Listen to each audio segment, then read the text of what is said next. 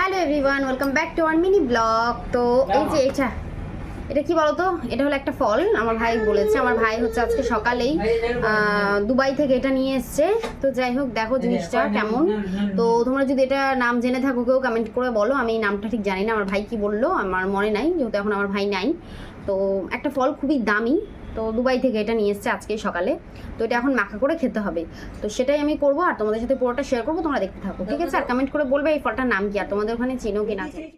So finally guys, এখন ভাবছি যে এটা কাটা যাক। কাটার পরে জানি না কেমন লাগবে। তো কাটাকুটি তো কমপ্লিট হয়ে গেলেও, তো এই যে মেখেছি, জিনিসটা খুব একটা ভালো ছিল না। এত দাম দিয়ে এনেছি কিন্তু জিনিসটা ভালো ছিল না।